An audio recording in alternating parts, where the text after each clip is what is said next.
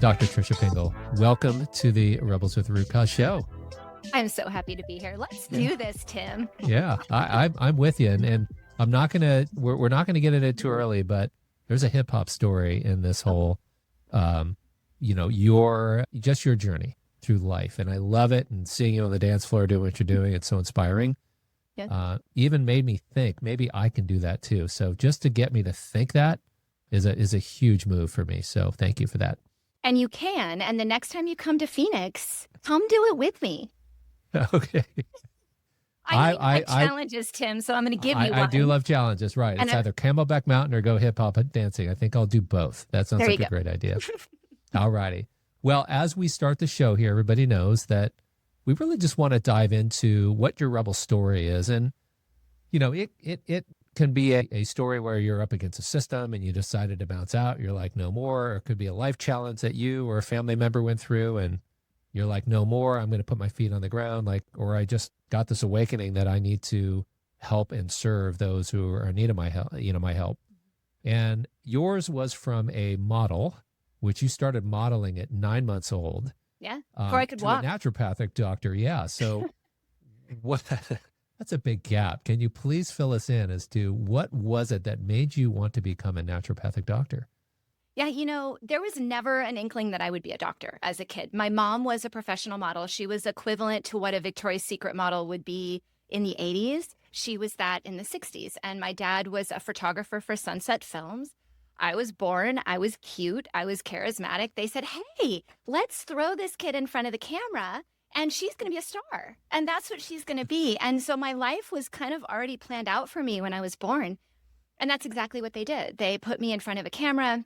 From the moment I was 9 months old, I was taught to live by what everyone else wanted. So I was taught to perform in my life. And there were times I'd be thrown on set and they're like, hey, these are your parents today.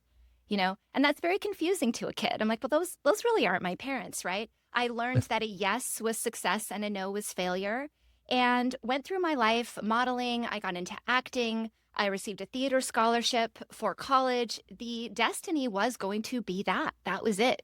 And I signed with an agency in my teens, very young, was called to travel, was given a career basically in front of me. And something inside of me was like, I don't know if something's wrong about it. It feels normal for me to be in front of the spotlight, but I don't understand what it is. And I started to really look inside myself in my late teens and college and started to look at behavioral medicine. What makes somebody do what they do? And I kind of started to go the psychology route, started to look at behavioral mechanisms in animals, which led me into the veterinary route. So then I was going to become a veterinarian, started diving into all of the diagnostic skills that are required to be a vet, which are vast. I don't know if a lot of people realize this, but an animal can't tell you what's wrong.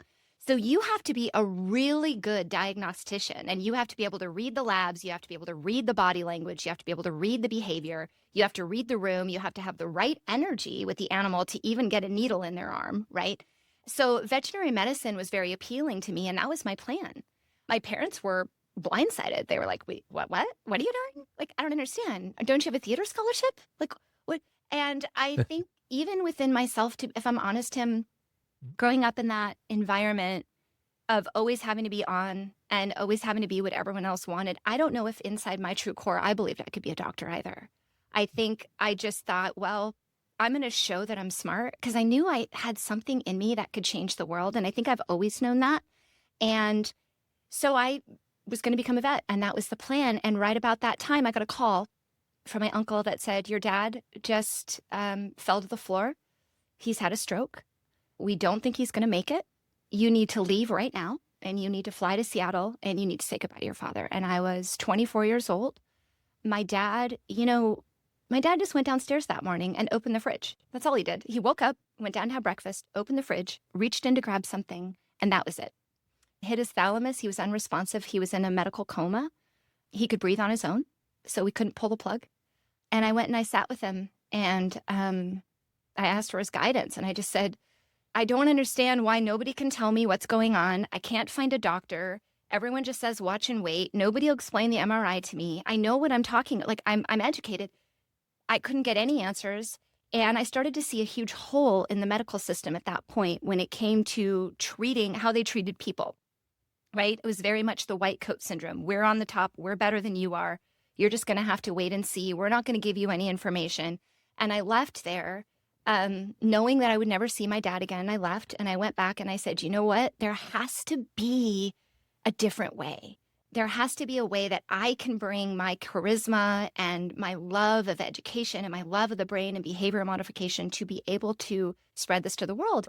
And out of nowhere, the internet was around at that time, fairly new, but I go online and I don't know if there was some sort of like ad targeting at that point, but up pops this website for naturopathic medical school. And I thought, what the heck is that?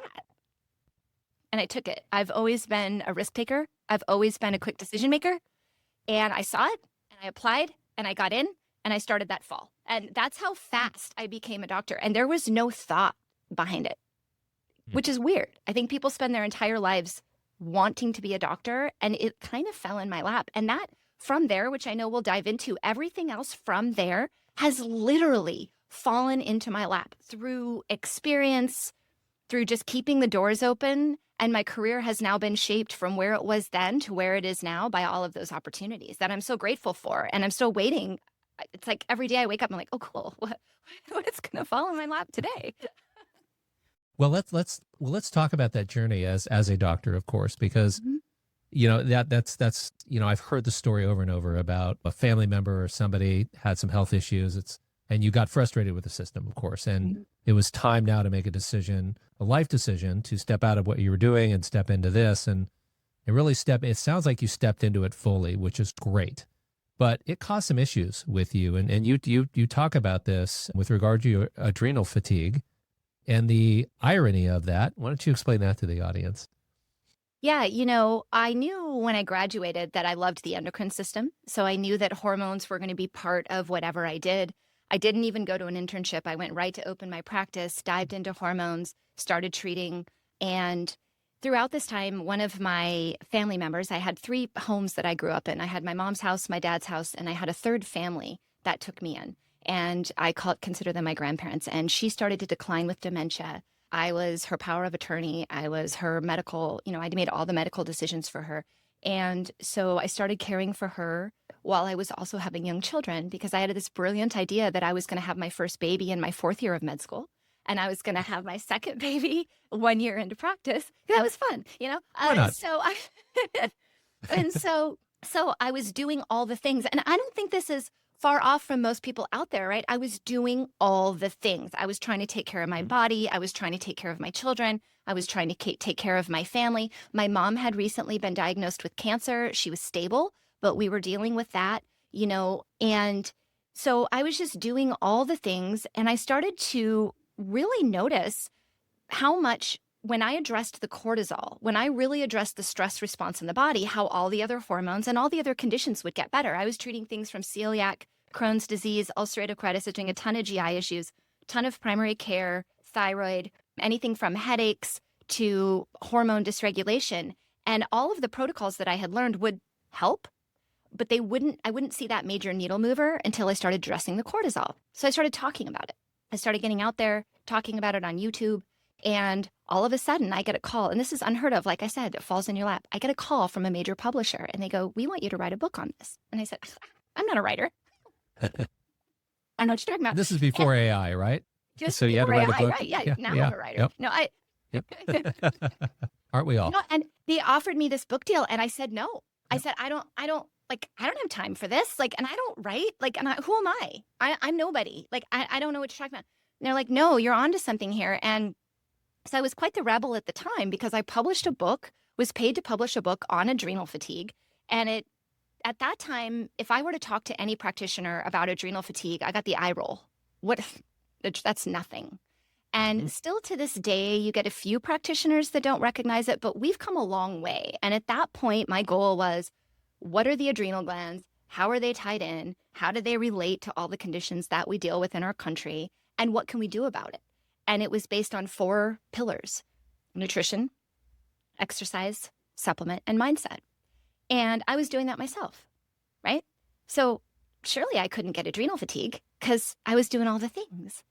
And what I started to realize is that I was just taking on too much and going back to what I grew up with, right? I was looking for yeses. I was looking for acceptance. I was looking for people to recognize me as someone important, but I was looking for external people to validate that for me because that had been trained in my body to do that. And when you live in a perfectionistic state or always living for other people's expectations and always expecting others to tell you who you are, and you struggle with your identity, you take a chronic cortisol situation. I mean, that's what that is. And no amount of diet, supplement, exercise, or general mindset is going to override that cortisol response. And I found myself bottomed out. I hated my life. I woke up every day and thought, why am I here? And it was just starting, I was riding that wave of apparent success. Everyone from the outside would have said, wow, Tricia, you're still walking the runway. You have these beautiful children. You have an amazing husband, this beautiful house. You're growing this massive practice. Your life is perfect. And I didn't feel that. And then my mom started to die. And she helped me grow my practice. She was my front desk.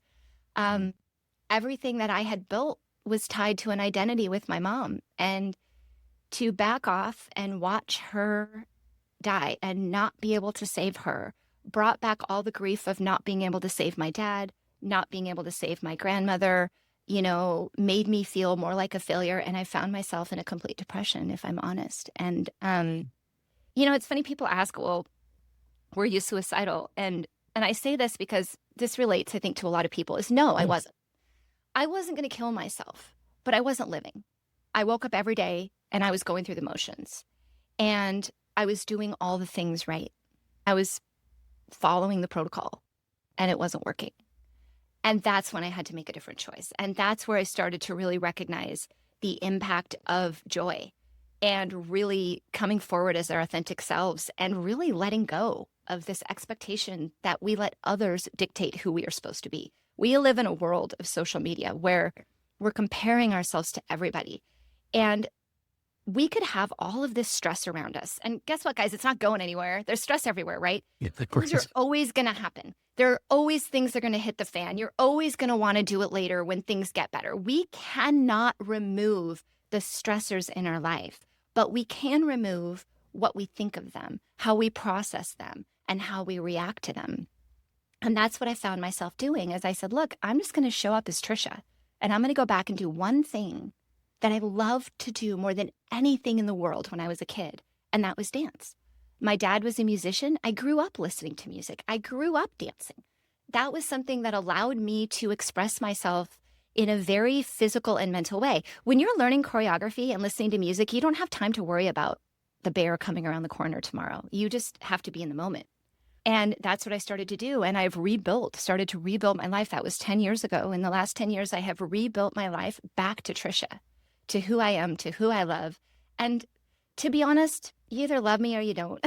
And that's okay with me now. But it's allowed me to treat my patients differently too. And the area of mindset medicine and of changing the way that we view stress has become so much more of a mission for me because we are generationally teaching burnout. We're teaching burnout. We're teaching perfectionism. We're teaching imposter syndrome.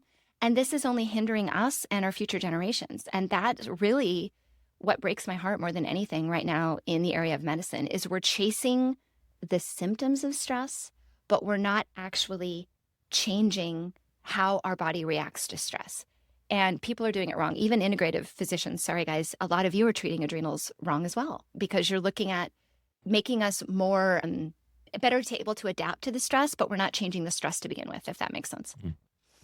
Yeah. So one of the things I'd love to get into, because you talk about this as this generational stress, right? The children. And we always look back at and say, how can we stop what's going on right now with regards to, children, whether they're eating the wrong diet, whether they're doing the wrong things, we want to break habits that are not good. And they're learning honestly from us. And we learned it from our parents. So one of the things you talked about was around stress and about how children are seeing what it is that we're doing as parents, and they're adopting that, and they're basically getting their body ready for the challenges that we're facing, right? So they're almost building themselves up to be resilient against the stress, which is quite honestly a not the right way to do it, because we're stressing them out by then building up their bodies to be resilient against the stress. Yeah. What are we modeling, right? What are we modeling for future generations? And so we have these things in our brain called mirror neurons, and these start from infancy. You know, if you're in a playground and your child falls down, they look to you. Am I hurt? They don't know. Right. They're looking for your reaction, right? Yeah. And that's so funny you say that, because I read the story or this study about if a kid falls, they're looking at you saying, oh my God, that was traumatic. And they can see it in your eyes and your face, and they cry really loud, versus like, oh, it's fine. And they're kind of like, oh, okay, I'll just get up and brush it off and move on. Well, 100%. So if they fall down and you freak out, you've taught them that falling down is scary, right? Yeah. So we start programming our brains from the time we're born. It's beautiful, right? And we can be well-intentioned parents, but what we're doing is more important than what we're saying, right? If we're freaking out over every little moment, what are we teaching them? I have a horrific trauma moment as a parent that I will never forget is I need to let it go. Honestly, I need to let it go. Well, this is your time, Tricia. We can release it right now as soon as you say it. No, it was so silly too. And I'm sure everyone's done this, but it was at the height of where I was going through everything in my career and my kids were little, and I don't remember which boy it was, but I was in the kitchen and my brain was doing one thing and I was like answering emails on another thing and whatever. And he walked in the kitchen. He's like, Mom, I'm hungry. Can I have a sandwich? And I was like, what? I don't have time. Like what? And I went off on him. And I say to this moment, it traumatizes me that I would do that.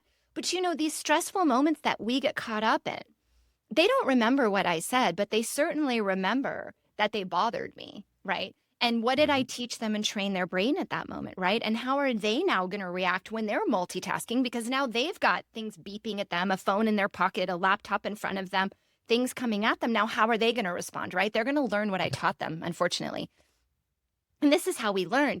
And so we are creating generational burnout. And in my generation, my parents were, they were boomers. They were hard workers. The harder you work, the better you are, the more successful they are. The more you move up the ladder, the more success, the better you're going to be.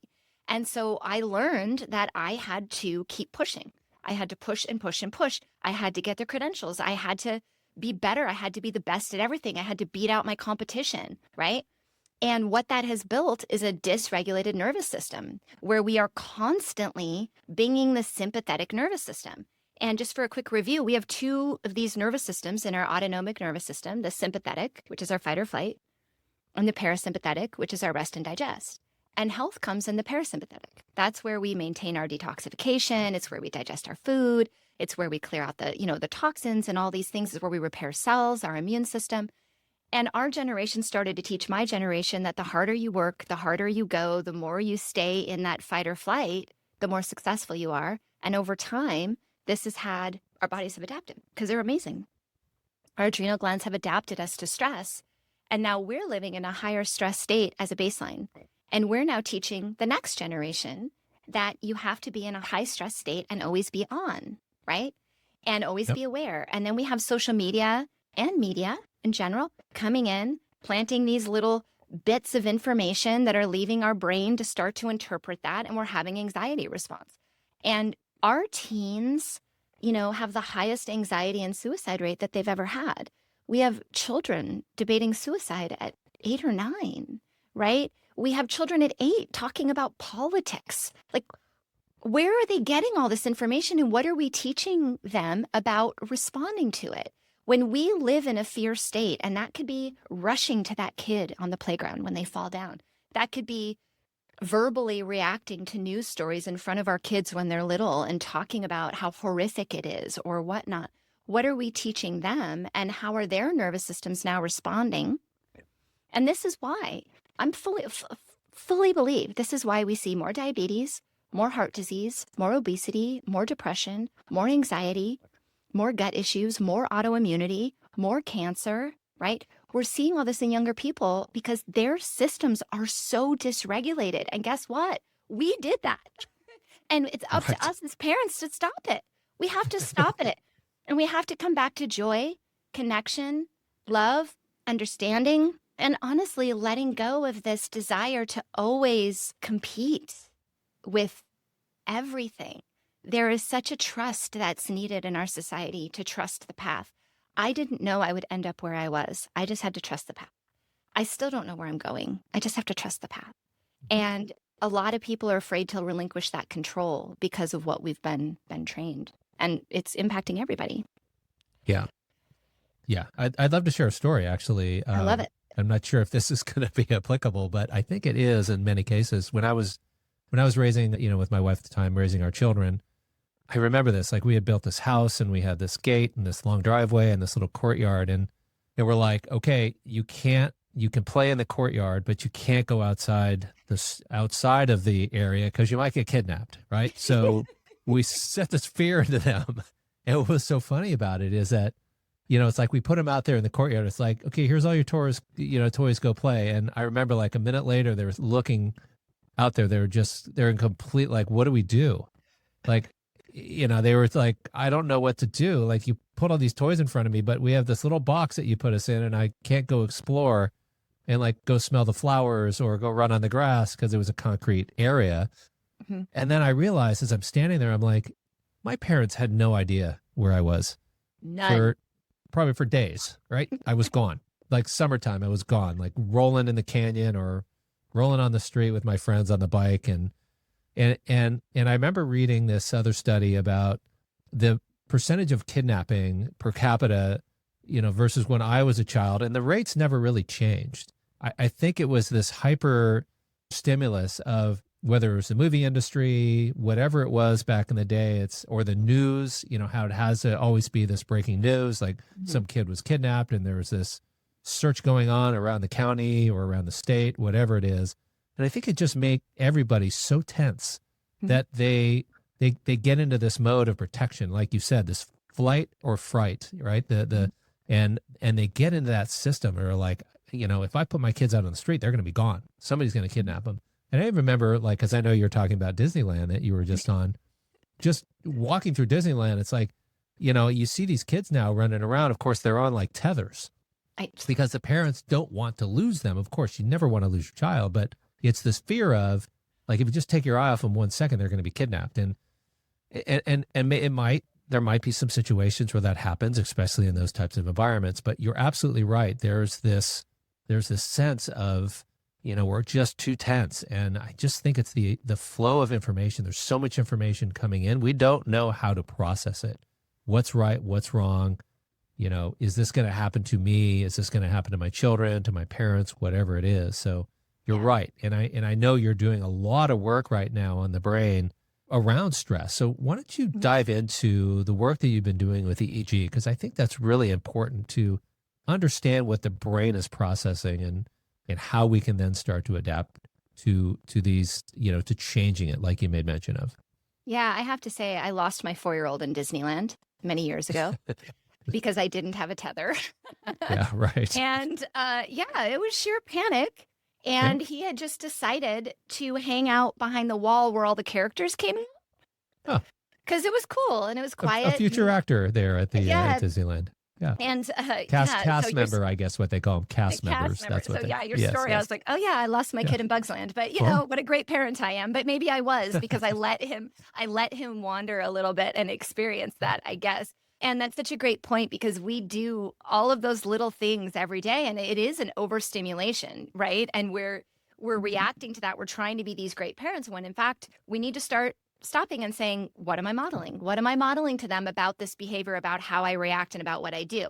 And this EEG development came from, if you look at the stress responses, if you're in the woods and you see a bear, right? And you have a reaction and then you run and then you turn the corner and there's another bear and then there's another bear and then there's another bear, right? And this is stress response. And during this time, you lose nutrients, right? You're spending more time in fight or flight, so your body isn't repairing all these things. And all of the things that I did for many years helped repair that.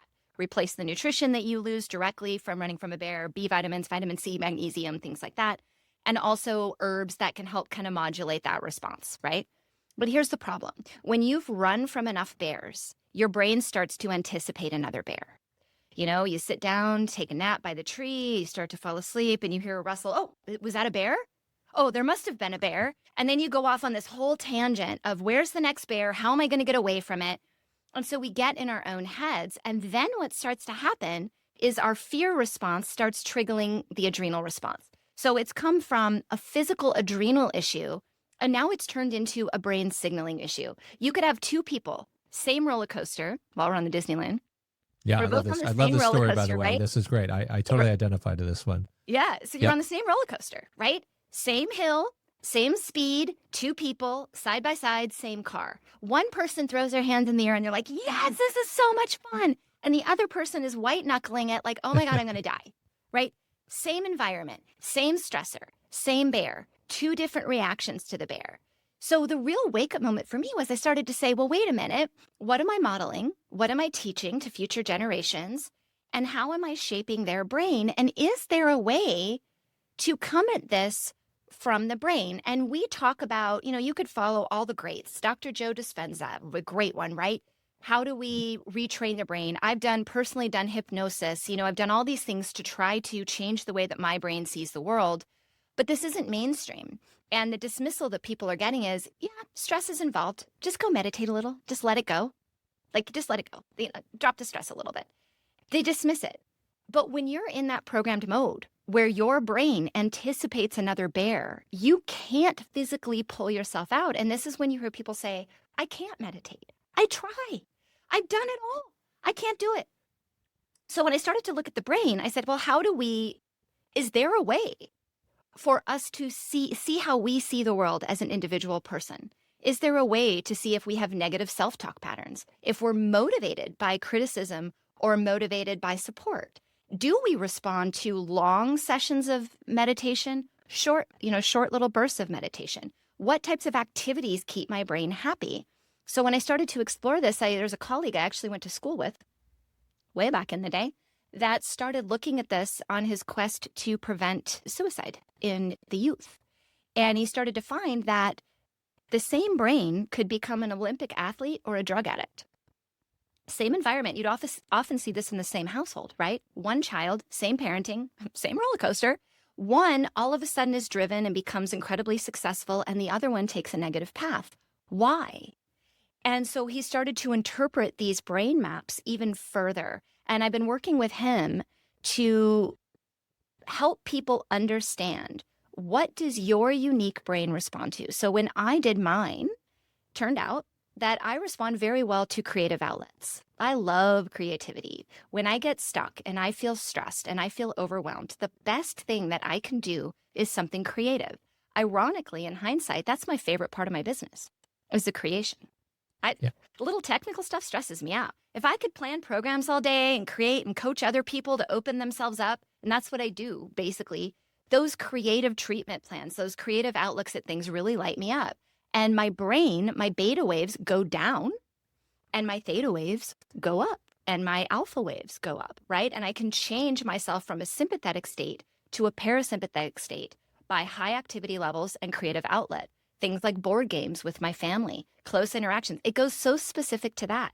When you start to look at the brain, we can see, are you someone that's an Olympic athlete? You're a focused achiever. You need a win. You need to be constantly going towards small little goals versus big goals. How do you respond to criticism? Do you internalize it as negative self-talk and say, I'm not enough? Or do you take it as a motivator to run to that goal? So by doing this, what's been so incredibly cool is now people can understand how their brain sees the world. They can adapt their environment. They can speak differently to their children because now they understand how their children interpret the world. Their spouses can now communicate with them differently. And now you have a different dynamic where everyone is working together towards success. And ironically now, because we've downregulated that fear response, now we're giving ourselves things that bring us joy. Now our adrenal glands are not as hyper-responsive. And now we have less inflammation. And now our thyroid is working better. And now those bioidenticals are working better. And now our nutrition is better. And now we have less bloating. And now we're not as tired. And now we're laughing more, right? And now we're seeking things that bring us joy, right? So it's been amazing, and it's still in early development, but I'll tell you, Tim, it was a game changer for my family. One of my kids that was struggling in school now isn't struggling in school anymore. Attention issues are better. They're making choices that are unique to them and their unique profile because they understand how they see the world. And this is not mainstream enough. And I'm putting it out there right now. I'm bringing it out to the world because I want to change the world. I want to stop this generational burnout, this generational inattention, this fear response, so that we can actually thrive, because all the medication, all the supplements, all the nutrition in the world won't help if you're living in fear. Yeah. Yeah. It gets you to a certain level, but you're right. It doesn't really take care of the things that you really need to take care of. And that's what's going on in the brain and some of these fears that you have, the stress that you have.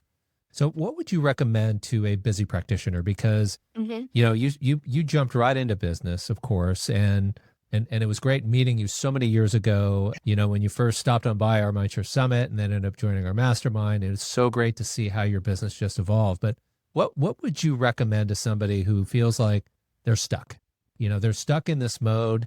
They're not sure, whether what they're doing is really mattering in the world. Mm-hmm. They don't know what that creative outlet is. They've got a lot of stress going on personally, professionally. The mm-hmm. business may be underwater right now. So I think this is a great opportunity for the audience to really understand the path that you took to knowing that this was a roller coaster, right? There were a lot of ups, a lot of downs, personal, professional, but you were just you are the perfect example of somebody who just has so much light, so much love that you just want to share it with the world. And, that you've got this creative outlet that you love to do. And it's so great to see you on social, really, really bringing that forward because, as the hip hop doc, right, it's so important that you show yourself and show your true identity as to who you are. And I think it's very magnetic. People will look at that and say, oh my God, she looks like she's having so much fun, and I would just love to get,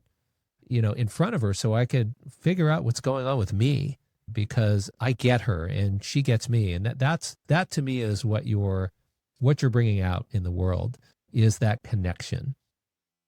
Thank you, Tim. That was lovely. Thank you. I was up speaking recently and at a conference, and I was sharing my story. And a girl came up to me afterwards and she said, Dr. Pingel, when you walked in, I thought you had it all together. I thought, I can't learn from this woman. She's got it all.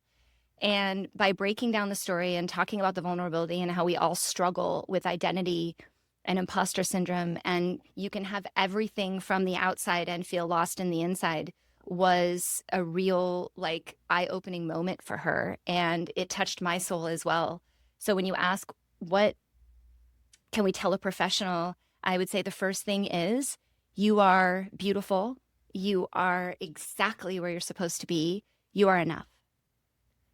And then take a beat, because we all are enough. We all have these goofy, weird things about us that we're afraid to bring forward. And I was actually at a mastermind retreat, and I was laying on the floor with Dan, and I was doing a meditative session. And I've been struggling with this for years. How do I say what I am? I just kind of am what I am. I don't know how to package that. And that's what I was trying. I don't know how to package me. I don't know what I'm supposed to do. And you take all this input. Am I supposed to do a program? And you get so technical in little details of what you're supposed to do, and you forget who you are. And I was laying there, and he screams at me, Tricia, just let it out. Just let it out. And I just let it out. And I left, and I came home, and I started my podcast, and I started talking, and I said, we all have a voice, and we're afraid. So I would ask people to step back for a second. Ask, what are you afraid of? And is this a logical fear, right? When I wrote down everything I did in a day and everything I worried about in a day, and I went through and I said, should I take this on? Should I delegate it? Or should I let it go? I let go of 90% of the things that I worry about in a day. And I was able to really get clear on who I am. And when I get stuck, the first thing I do, and my kids actually kick me out of the house now if I seem stuck and stressed. They're like, Mom, go dance. Get out of here. Go do a dance class. I dance 7 days a week now. I started it 1 day a week. I dance 7 now. And the reason being is that when I go off and dance, when I come back, I'm my true, authentic self. I know who I am. I'm comfortable with who I am. And those are where my best ideas come out.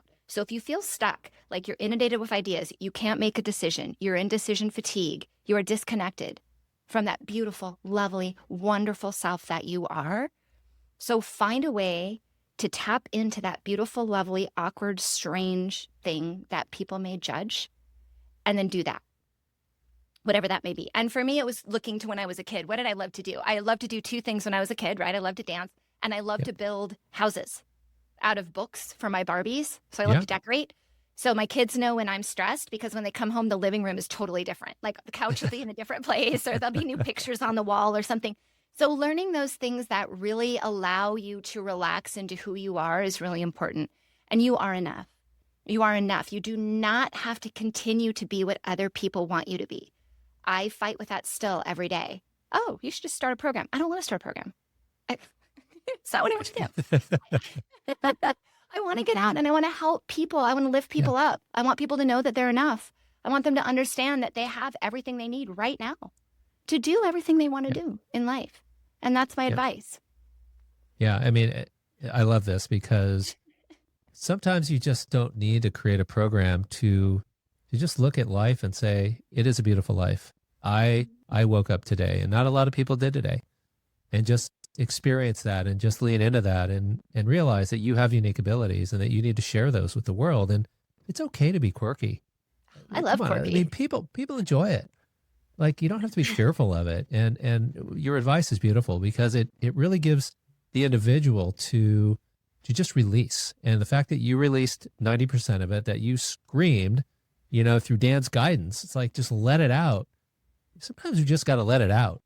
And whether that's in a quiet room, whether that's in a park, whether that's in your car, whatever it is, just let it out. And guess what?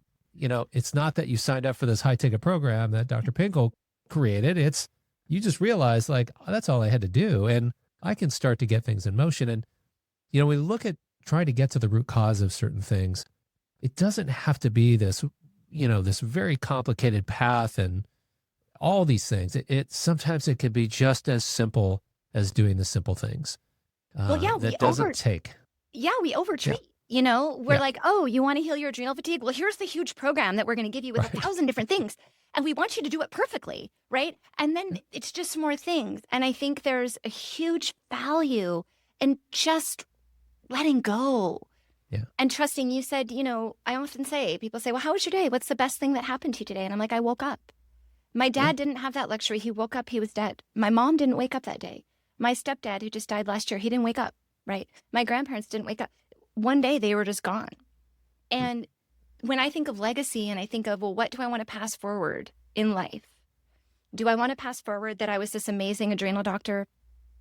I mean, that's great. And I'm happy and I'm proud of it. I'm proud of every single patient that I've helped, and every single patient that's helped me grow as a practitioner has been game-changing. But no, I just want someone to say, oh man, I'm going to miss her. She was so fun. I just really lit up when I was around her, and I felt good around her, and she was great, and she was an asset to my community and my life because she was just there. That's my legacy, right? And I think when, as practitioners, we get so hung up on this big thing of what we need to be, when really what we need to be is just remembered, of being a really cool, down-to-earth person. And when that's your only goal in the day, it's really easy. Just smile at someone. Yeah. Starts it right out the gate. Like, that's it. Go to the grocery store or go to your coffee shop and say, hey, good to see you today. And you just did that. Now that person, if you were to die in the next 3 minutes, is going to say, well, oh God, I just gave her coffee today and she really lit me up. And when you look at life in that way of the next interaction I have, I just want to pass along joy, your health gets better. And it's easier to commit to the diet. It's easier to commit to the exercise. It's easier to commit to your stress relief because you're now passing forward this uplifting energy.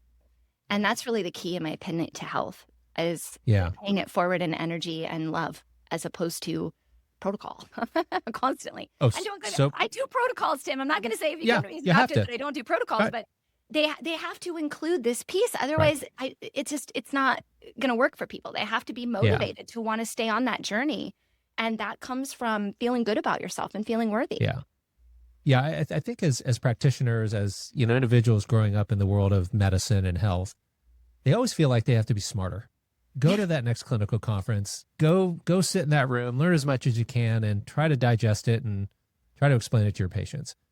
And they don't want to see a robot, especially in this day of AI, because trust is at an all-time low.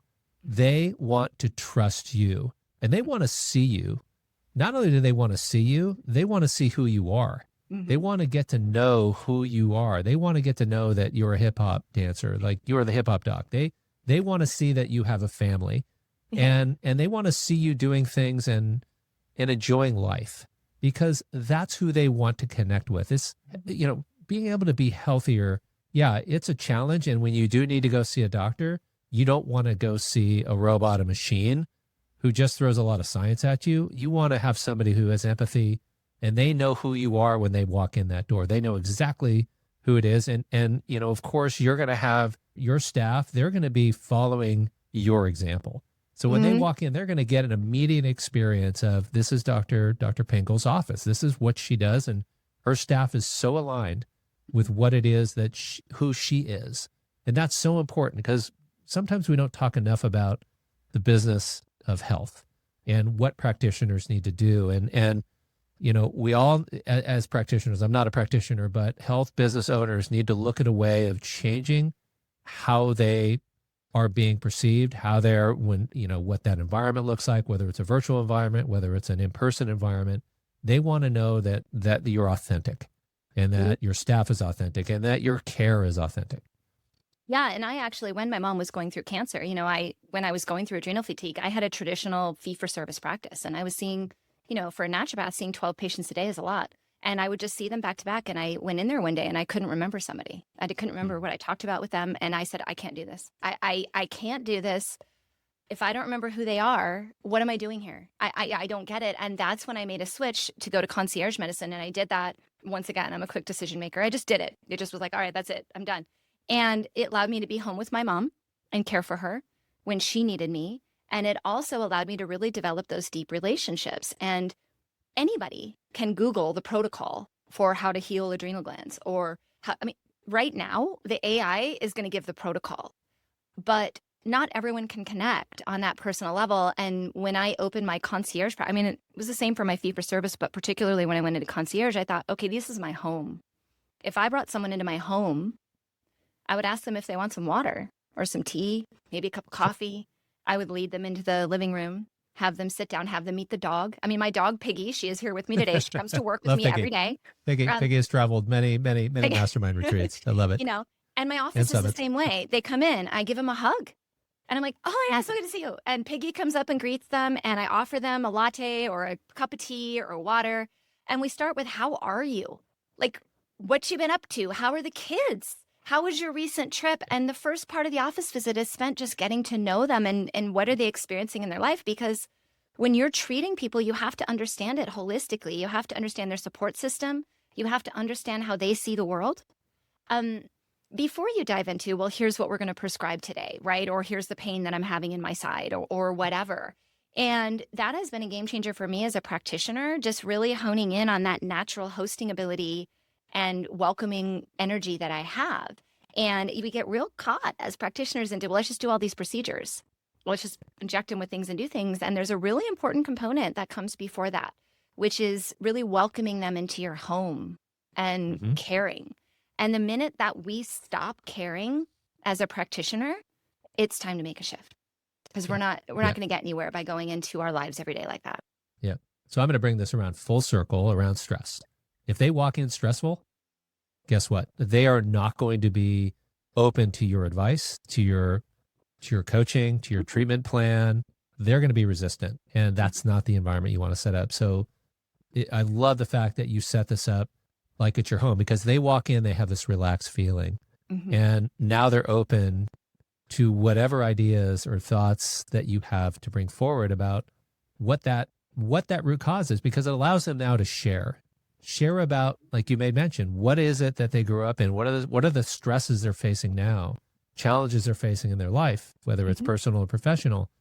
That's a part of the story. That's a part of the root cause story, to say, it may not need an injection or a pill. It may just need some mindset change that, like they walk away feeling so much better because they were able to release, exactly like you said, right? You just get it out and just go and release the things that aren't serving you anymore. And as a doctor, that's really what it comes down to. You are there to provide care, and care doesn't mean that it's just a treatment of a symptom. It's really about understanding what's challenging them in their lives. Yeah, and empowering them to make a decision. I don't tell people what to do. I listen, and I provide opportunity for them to have a conversation, for them to bring to me what they read about on Instagram and what their friend is doing and what their neighbor's doing and what about this. And I let them ask all those questions and I answer them. And then we have a conversation. It's a collaboration. It's not a dictatorship. Medicine is not, I'm the doctor. I'm going to put on the white coat and here's what I'm going to do. In fact, if I can tell a quick story on that. When I was graduating med school, we had an exit exam, right, where we did a mock patient. And we had to go in, see this mock patient, do all the diagnosis, and then we got evaluated at the end.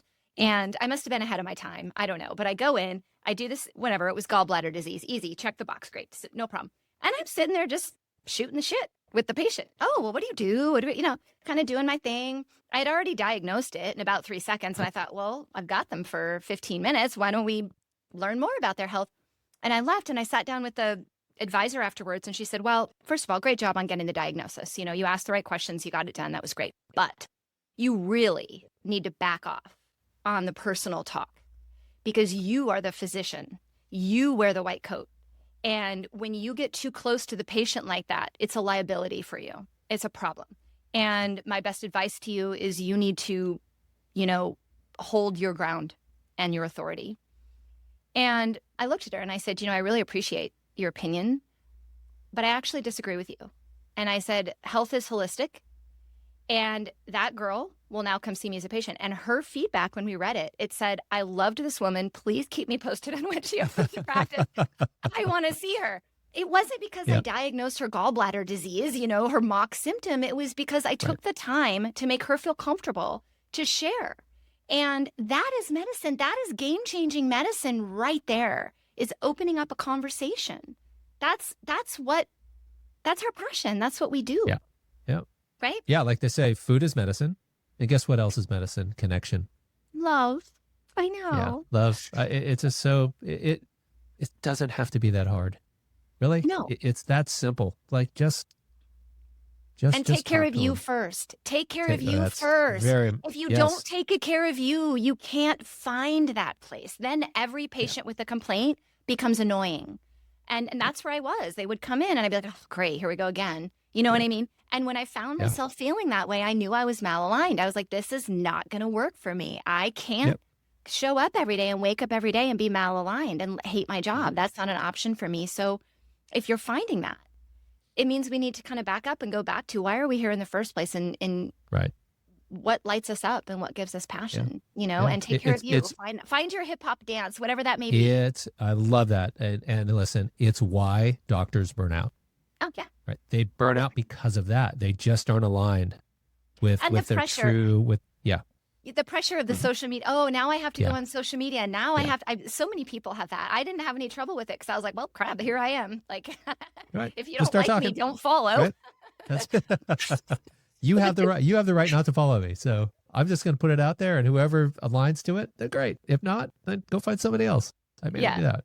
Yeah. Tricia, thank you so much. I really appreciate this conversation, and it's unlike anything I've had, to be honest. And it was so heartwarming, and I hope that the audience gets a tremendous amount of value out of this. And it walks away. It said, and they walk away and they're like, "What is my hip hop? What is my hip hop? What is that thing I'm going to choose?" Music. Feel your music. Find your joy. Just feel it. Find it. It's there somewhere. I just love being here. Thank you for giving me a space to be here. Well, you're so welcome. We always love you and everything that you do and all the people that you serve and the love that you put out to everybody. Listen, I mean, this world is a better place because of you and how you show up in the world. So thank you so much. Thank you, Tim.